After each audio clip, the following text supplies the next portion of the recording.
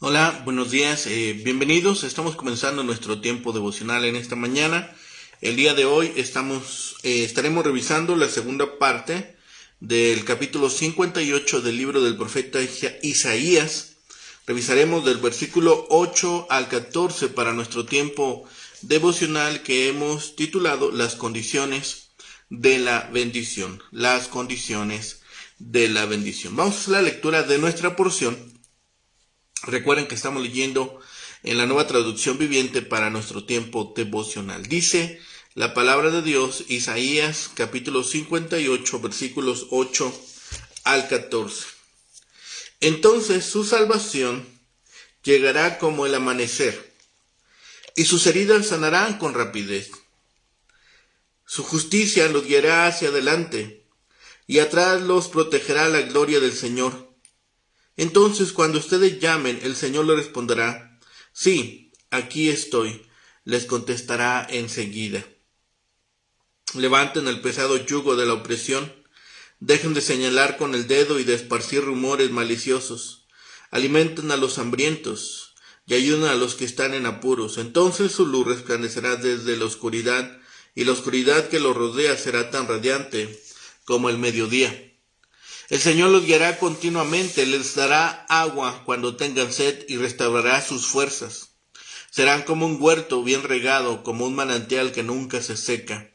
Algunos de ustedes reconstruirán las ruinas desoladas de sus ciudades, entonces serán conocidos como reconstructores de muros y restauradores de casas. Guarden como santo el día de descanso. En ese día no se ocupen de sus propios intereses, sino disfruten del día de descanso y hablen del día con delicia, por ser el día santo del Señor. Honren el día de descanso en todo lo que hagan ese día, y no sigan sus propios deseos, ni hablen palabras inútiles. Entonces el Señor será su delicia. Yo les daré gran honor y los saciaré con la herencia que prometí a su antepasado Jacob. Yo, el Señor, he hablado. Ahora, en esta porción, por boca del profeta, Dios da preciosas promesas a su pueblo.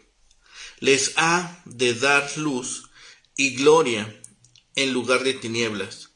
Les ofrece auxilio, pues Dios mismo se pondrá a disposición de su pueblo.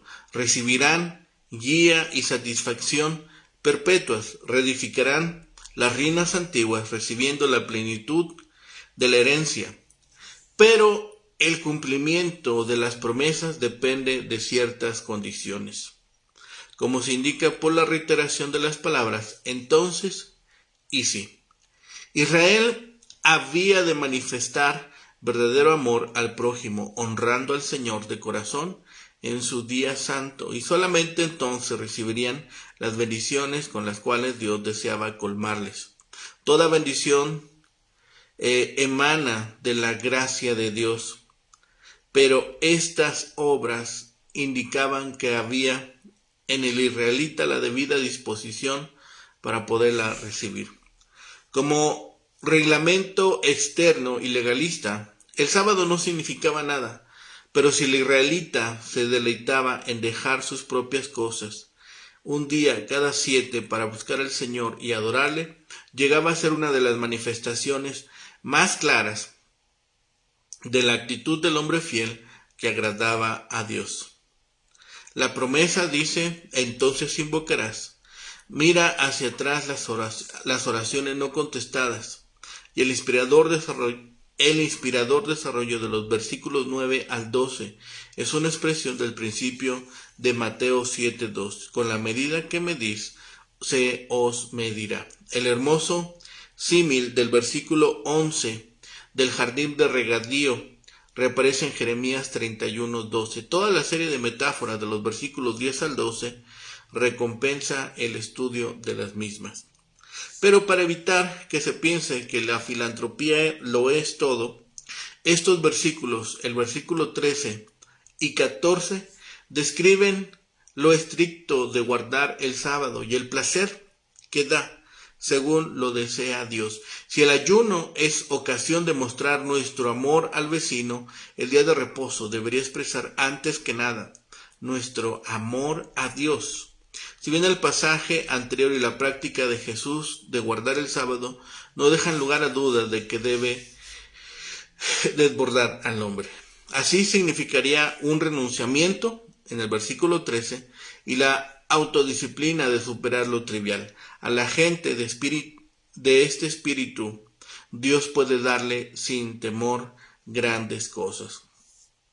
Si las personas se dedicaban a cultivar la justicia interna, entonces Jehová los bendecirá con luz, justicia, protección del peligro y respuesta a sus oraciones. Si hicieran a un lado la opresión y las murmuraciones y ayudaran a los necesitados, entonces el Señor enviaría su bendición sobre ellos. Él les proveerá dirección, satisfacción, fuerza, fertilidad y restauración física. Guardar el día del reposo también se convertiría en un barómetro para medir la fidelidad del pacto mosaico. Al seguir las normas de ese día, una persona reconocía la importancia de adorar a Dios y demostraba su dependencia de Él, confiando que sus bendiciones materiales serían suplidas, porque Él, aunque dejara de trabajar, suplidas por Él, aunque dejara de trabajar ese día. El poner a Dios en primer lugar y no buscar lo que uno deseaba, no solamente le traería salvación espiritual, subir sobre las alturas, sino que también experimentaría gozo y prosperidad, que te daría a comer la heredad. Todo esto sucedería con certeza, pues Jehová había hablado. La celebración del ayuno verdadero produce ciertos resultados positivos. El que ayuna voluntariamente, queriendo lograr el bien de los demás, puede estar seguro de que disfrutará de renombre entre el pueblo y experimentará la contestación a sus oraciones. El pastor divino cuidará de él, gozará de prosperidad y tendrá posteridad. En otras palabras, el ayuno verdadero logra todo lo que el ayuno hipócrita desea, pero que no puede obtener. Es mucho mejor practicar el ayuno ordenado por Dios. Esta segunda parte de este capítulo 58 nos habla de la luz, la salvación y la justicia.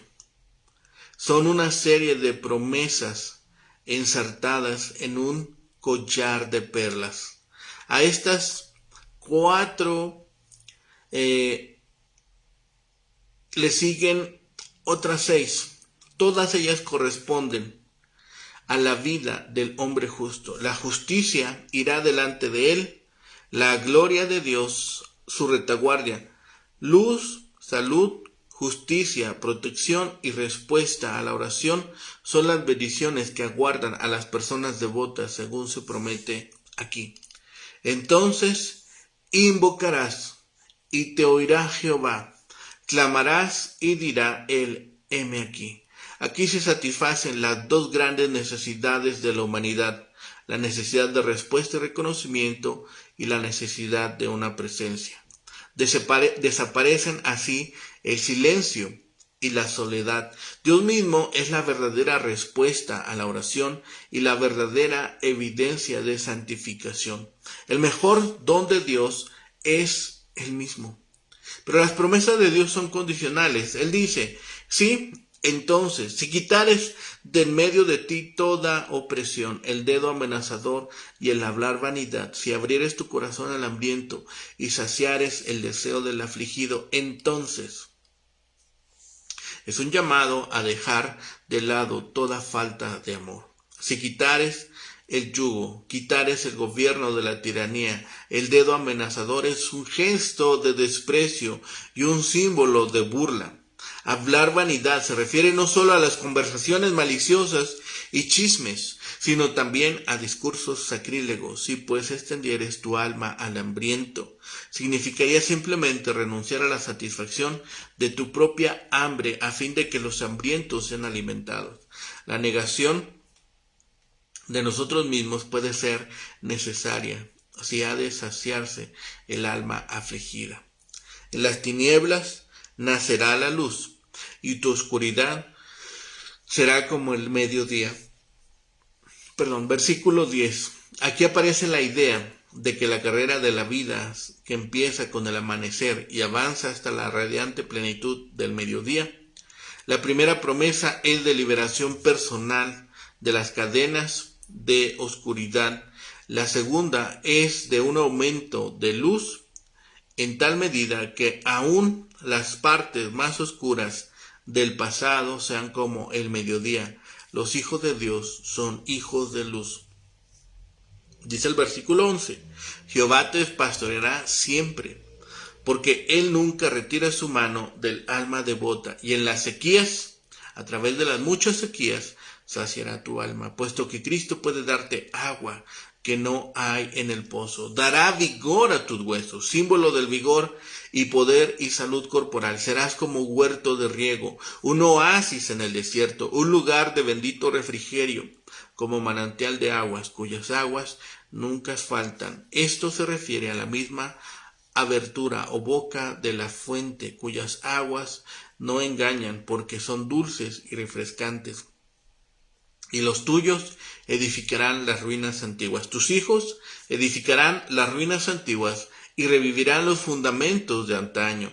Y tú serás llamado reparador de brechas, restaurador de calles en las que habitar. En los días de Manasés, después de los estragos de los ejércitos de Asiria, Judá necesitaba el cumplimiento de una promesa como esta.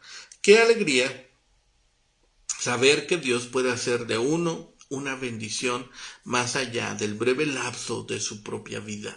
Las antiguas ruinas serán reedificadas debido a tu influencia. Los hijos de tu espíritu continuarán tu obra. El tema que aborda finalmente Isaías en los versículos 13 y 14 es la santificación de los sábados. Esta es la segunda proposición condicional del Señor. Pertenece a las grandes instituciones de la religión hebrea.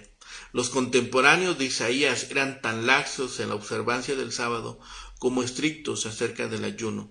De ahí que el profeta, en nombre de Dios, exija una correcta santificación del sábado. Si retrajeres del día de reposo tu pie, indica que en el concepto del profeta el sábado era terreno santo. Retrae el pie cuyo paso profana el terreno santo del santo día de Dios. Observar alegremente el día es una prueba de la fidelidad del pueblo al Señor. El sábado es como un santuario que no debe ser pisado con pies irreverentes.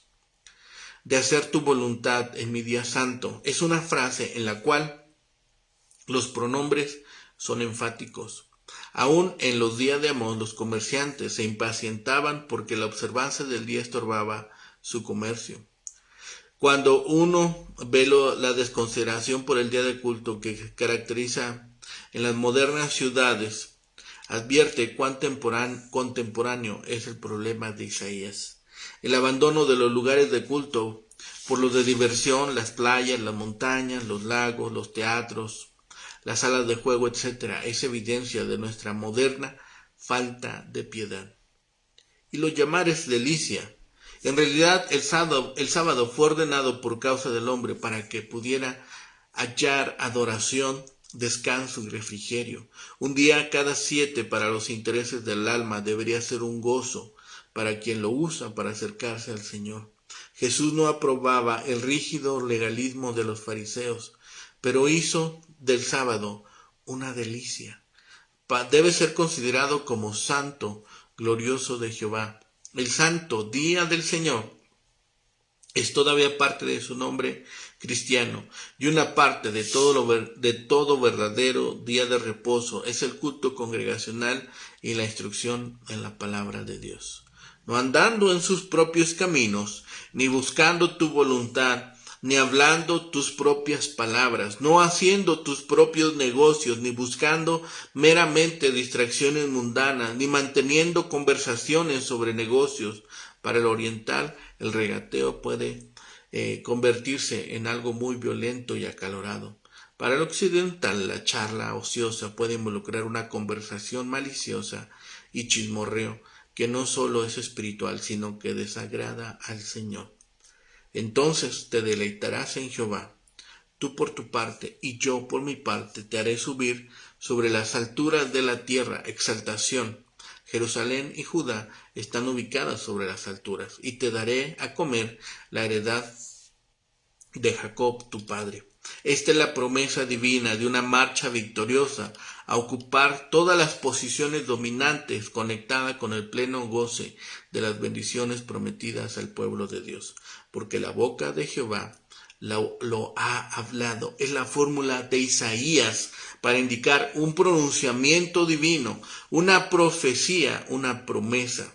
Una cláusula aparece también en el capítulo 1, versículo 20 y en el capítulo 40, versículo 5, pero en ninguna otra parte del Antiguo Testamento. Si las personas se dedicaban entonces a cultivar una justicia interna, entonces Jehová los bendeciría.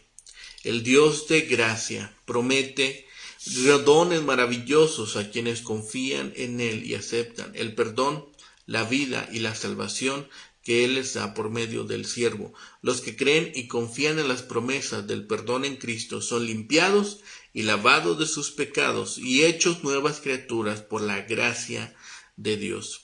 Viven por el Espíritu, el cual les da poder para hacer la voluntad de Dios. Los creyentes son la iglesia de Dios, los que creen en Cristo, el siervo.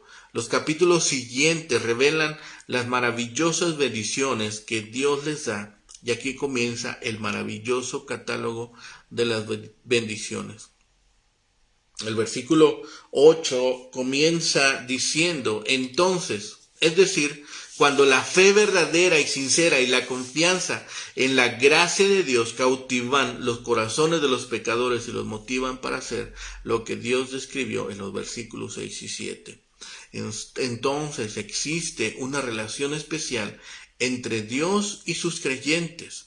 Cuando la fe penetra nuestro corazón y entendemos la palabra de reconciliación, nos convertimos en embajadores de Dios. Y la luz brilla en los corazones de los creyentes. Jesús exhorta a sus fieles, vosotros sois la luz del mundo, así alumbre vuestra luz delante de los hombres para que vean vuestras buenas obras y glorifiquen a vuestro Padre que está en los cielos.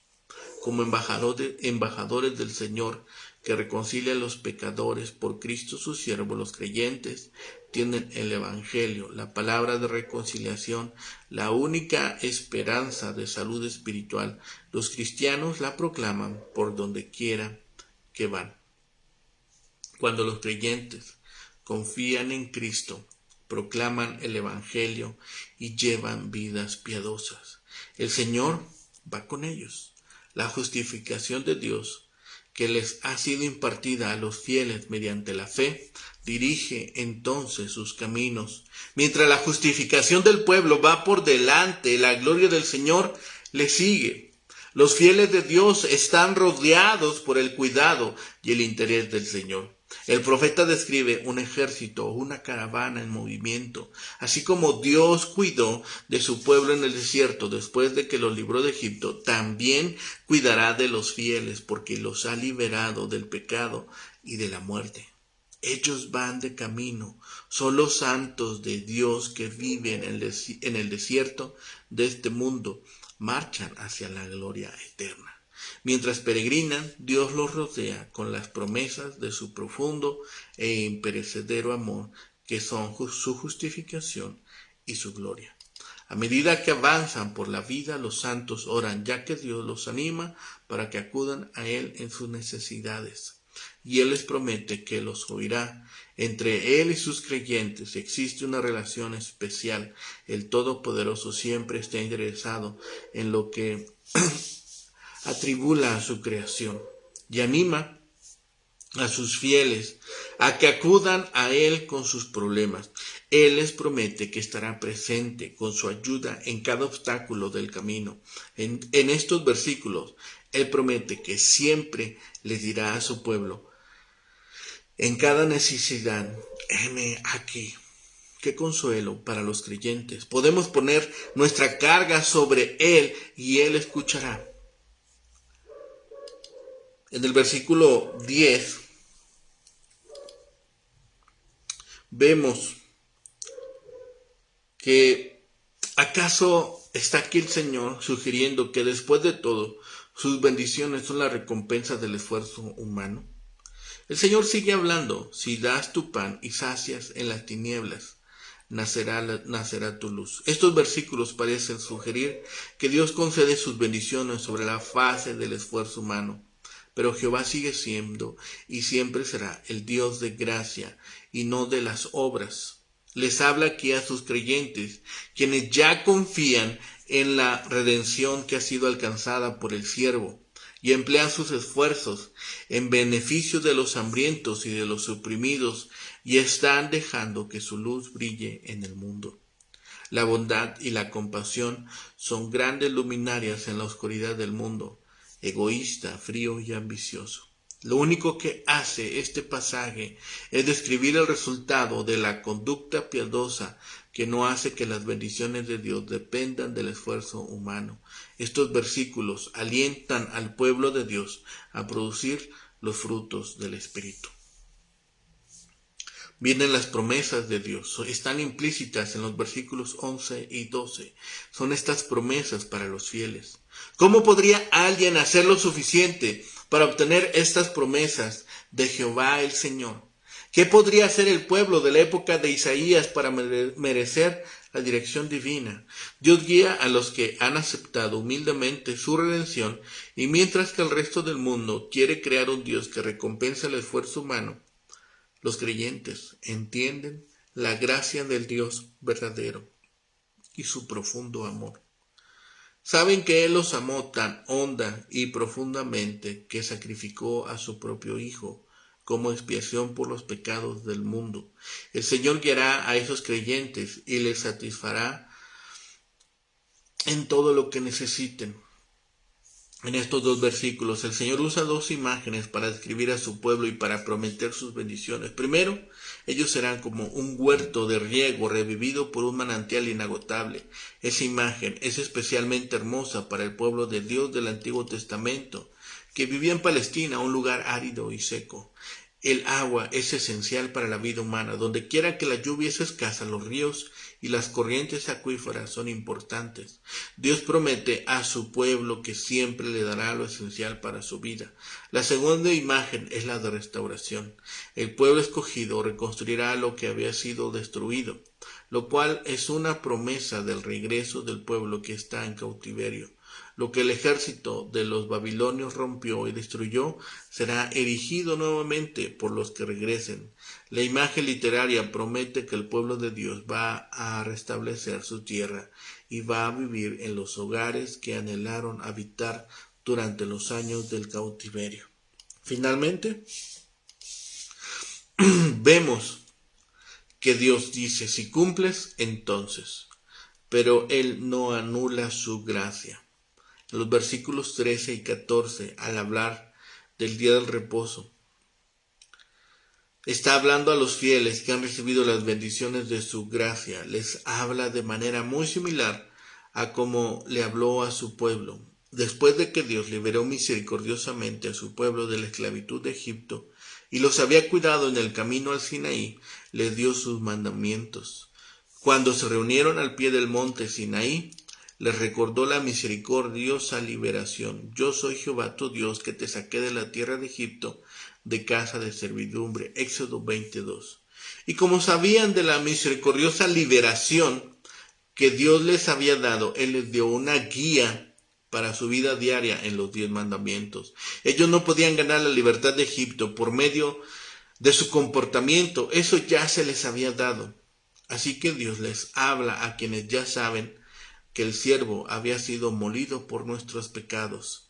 Isaías 53:5. Ellos no podían merecer la redención del pecado de la misma manera que los israelitas que se reunieron al pie del Sinaí no pudieron ganar la liberación en el Éxodo. Dios les da su guía y dirección porque conocen la gracia de Dios y la liberación que ella les ofrece.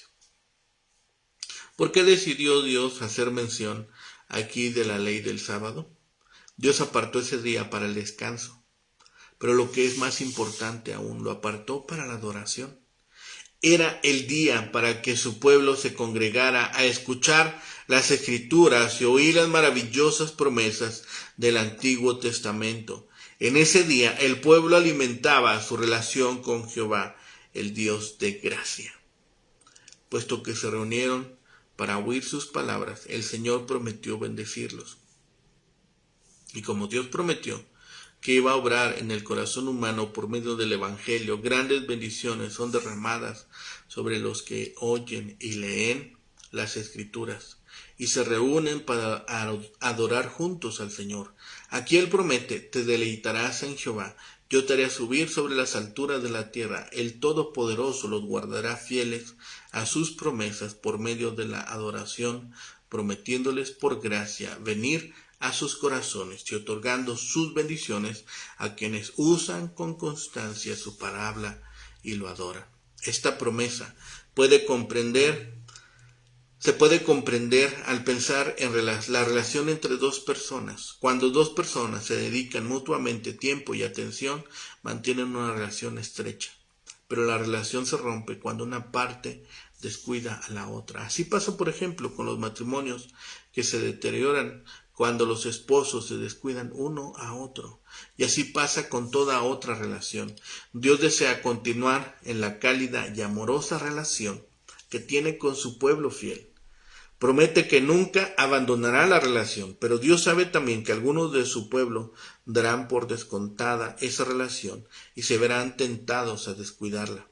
Abstente de hacer tu voluntad, les advierte Dios. En vez de eso, el Señor de gracia exhorta a su pueblo para que dediquen tiempo a la adoración, de manera que se renueve la relación con Él. Si dejan de escuchar sus palabras de gracia, caerán en peligro de perder todas sus bendiciones. Por tanto, Dios los exhorta: dedíquenme tiempo, aprovechen las oportunidades para escuchar mi palabra, honren el día de reposo y yo los continuaré bendiciendo. Cuando los israelitas descansaban en el día del sábado, confesaban que conocían al Señor Jehová. Descansaban de todos sus trabajos y participaban del descanso que Dios mismo guardó después de la creación del mundo. Ese día era señal del descanso mayor del Evangelio, ya que por medio de la fe en el Evangelio, los creyentes reposan en la ardua tarea de tratar de ganar el favor de Dios. Reciben paz y descanso en el alivio del perdón de sus pecados por medio de Jesús. Al guardar el sábado, los israelitas confesaban su fe en el Dios de la gracia fiel y gratuita. Ellos le pertenecían a Dios y sus obras daban testimonio de la fe que profesaban. Al final del capítulo, Isaías añade su enfática y familiar conclusión: la boca de Jehová lo ha hablado. Por tanto, el mensaje es cierto y confiable, porque no viene de ninguna mente o boca humana, sino de Dios mismo. Atendamos estas palabras, escuchemos las exhortaciones de parte de Dios. No podemos salvarnos mediante obras de servicio si no tenemos fe en Cristo, pero nuestra fe carece de sinceridad si no alcanza a otros. El ayuno quizá nos beneficie física y espiritualmente, pero en su mejor parte solo ayuda a la persona que lo realiza. Dios dice que quiere que nuestro servicio vaya más allá del crecimiento personal, que produzca acciones de bondad, amor, justicia y generosidad. Agradar a Dios es algo más que dejar de comer o hacer algo, es agradarlo al aplicar su palabra en nuestra vida y en nuestra sociedad. El día del descanso nos refresca física y espiritualmente, proporcionándonos tiempo en el que podemos reunirnos para adorar a Dios y en el que podemos reflexionar sobre Él sin la tensión de nuestra vida diaria. También busquemos un tiempo para buscar a Dios y refrescarnos en su palabra, adorarle, glorificarle y congregarnos. Oremos. Padre bendito, Señor, gracias te damos por este día, gracias te damos por tus bendiciones y por tu amor inagotable, Señor. Gracias también, Señor, por las bendiciones que nos das a diario, por el descanso que nos permitiste, por el lugar para descansar, un lugar para recostarnos, Señor, y recobrar fuerzas y poder levantarnos y alabar tu bendito nombre. Gracias, Señor, porque en todo y en todas las cosas nos permites vivir confiados en ti y en tus promesas. Permite, Señor, que en este día podamos glorificar tu nombre, pero sobre todo compartir con otros de las bendiciones que recibimos de tu mano. Gracias, Padre, de todo ello, todo lo rogamos y clamamos, y lo pedimos en el bendito nombre de Cristo Jesús, Señor y Salvador nuestro. Amén. Que tengan un excelente día, que el Señor les bendiga.